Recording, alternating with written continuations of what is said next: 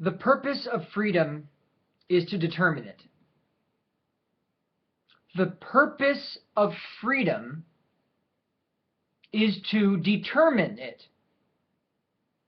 No word is so abused, so confused, so misapplied in our modern value systems as the word freedom. It is enshrined in our politics, in our private lives, in our social institutions as the ultimate good, the thing for which we strive, the thing for which every man has a right. And indeed he does. But freedom is nothing like anything that people are talking about. Freedom cannot be granted to you. Freedom cannot be discovered by changing external circumstances in your life or the world. Freedom is a necessary precondition for self-consciousness. If you have self-consciousness, you are free. You already are free. You can't not be free. Even though he was sort of nihilistic in his metaphysical views and very, very wrong and twisted, Sartre was absolutely right about this point. Freedom is there in how you make meaning out of the world. Now, there can be constraints put on your external freedoms. You can't go here, you can't go there. You can literally be bound. Obviously, in some sense, literal sense, you're less free if you're bound. If you're, I don't know, nailed to a cross. But it cannot then still change the fact that you are free, because it is you who make meaning from all experiences freely, based on your choice to do so in a particular way. And the whole point of human consciousness and reality is for one to determine one's own freedom. That is to say, to determine oneself such that one has then taken their freedom and then essentially eliminated it through determination. Freedom is about losing it. Ultimately, the only real freedom is the service of God. The absolute total surrender of the will and surrender of quote-unquote freedom to God, who is the truth. Who, paradoxically, is the only concept/entity that can actually engage your will such that you feel radically free, like you never knew before. But the only way the will can achieve this feeling and this experience and this truth is by actually determining the will to truth, eliminating freedom in some sense toward the good. It is a delusion to think that, well, if we just got rid of our masters, we'd be free. Our cultural masters, our political masters, our economic masters. And maybe they should all go, but it doesn't change the fact that that would then not make, suddenly you then be free in a way that you aren't now. It's looking for freedom in the wrong place. And the solution to freedom is actually the determination of the will, the elimination of freedom into goodness. That's the whole trick of Christianity. That's the whole secret of Christianity. That's why Jesus is a testament to the truth, because he is totally free, and what does he do? He obeys. No one was freer than Jesus. He was God, and he obeyed. That's what he did with his freedom. You see, a free society, There's no such thing as a free society. Doesn't exist, couldn't possibly exist. There are only free persons. Society cannot grant you your freedom, and in a deep existential sense, it actually cannot take it away. If you think that society can, then you're a slave to it. Then it has your freedom, not you.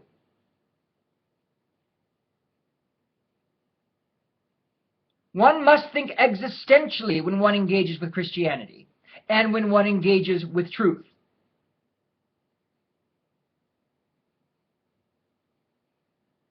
And the delusion of capitalism, as it barrels towards its own inevitable conclusion that freedom is the freedom to participate as one wishes with money, or to make arbitrary, neurotic consumer choices over brands of cereal, is an absolute hysterical vision of freedom that sees freedom itself as the end goal.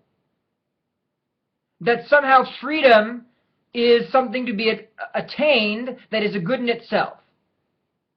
Freedom is the good in itself, insofar as it already exists, cannot be taken away from you, and is entirely determined by what you choose to do with it, even in the deepest sense of your existential relation to it, not just your behavior. The only freedom is service to God, because that's how the paradox of freedom resolves itself. Because freedom poses a problem both as a political issue, a social issue, but ultimately the philosophical issue of the freedom of the will itself. The fact that freedom just emerges constantly in self-consciousness because of self-consciousness's abilities to propose counterfactuals to itself about future courses of action, inevitable, part of the system, cannot be removed, cannot be explained away, cannot be denied, exists necessarily. Therefore, the solution to it is actually trying to get rid of it by determining the will toward the proper object, toward the proper destination through time. There is only one answer to that query: God. The monotheistic God. The whole point of your participation in the game as a free will awareness unit is to discover that you are to determine your own freedom totally toward the service of God, because this ultimately is all reality is, because God is not a being in the world, God is not a being in any world. God is being itself. It is not like any other concept, necessarily. And that is why it alone is the thing towards which your freedom should be determined. Because it is the necessary existing thing. It alone has the power to actualize contingent potentials. It alone is all the perfections of goodness. The good, the true, and the beautiful. That is what you are to determine your will toward and eliminate your freedom to. It's not about gaining freedom. That is how you trap yourself. It's about losing freedom. Losing freedom toward its proper end, which is God. And there's no better possible end, because God is pure goodness. Goodness! Every possible thing that could mean in terms of its existential weight, God is goodness itself. Of course that's the thing to determine your will toward. Once you get this, once you get that this alone really solves the problem of your existence and how to behave and how to participate in reality, then you realize that's the whole game. That's the whole point. That's the only answer to freedom. And that every other use of the term freedom is a slavery to something that's not the truth. And therefore not freedom. It's selling you something. An illusion of freedom based on a further constraint, which is actually controlling it. And there's no way just to have freedom totally without determining anything. The whole point is you discover that the proper object to determine your will toward is God, and therefore your freedom is directed toward that forever. Because it's God. And what God does when he's free is he obeys his Father unto the cross.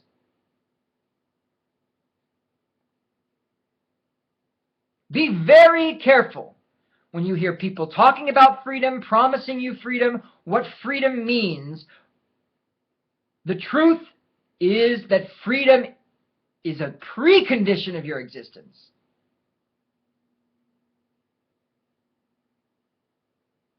And everything else is a participation in a story. Everything else is a participation in a story. The freedom is first. It's existential. It's who you are. The selection mechanism. Freedom cannot be sold. And freedom cannot be achieved. And freedom cannot be gained. Freedom can only be determined because it's already existing. That's really how free you are. You're really free. You really, really are already free. Now you're just scared about the future and you want to control it, but still maintain freedom in as many zones as you possibly can, and that's our modern secular idea of freedom.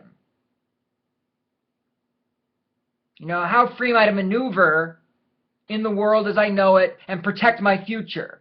Not the game. It's not the game. You think it's the game, that's the game that kills you in the end. Because you've not lived if you play that game that way. The only way to really live is to discover what video game you're in, and then discover what you're supposed to do with your freedom in that game. Am I just supposed to wander around Hyrule and enjoy the scenery? Maybe a little bit, yeah, absolutely, but that's not the game. The game is to determine my freedom to save Princess Zelda. That's what I'm supposed to do. You see, to even start playing the game, I'm already free to do what I want in it. That's why it was such a great game when it first came out. You could just wander around.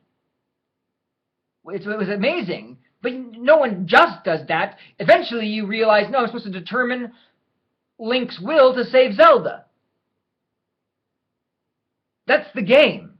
Your game is, you're free. You find yourself in various social, cultural, historical circumstances. They might as well be arbitrary facts from a science fiction film, especially at this point. And now what do I do with my freedom in this context? And the only proper answer, always and forever, is serve God. Determine the will toward the service of God as revealed in Jesus Christ, who obeys his Father, even though he's God. Because he's God. Know what freedom is, and then know how to give it away towards its proper end. Because only then can you really discover what freedom really is.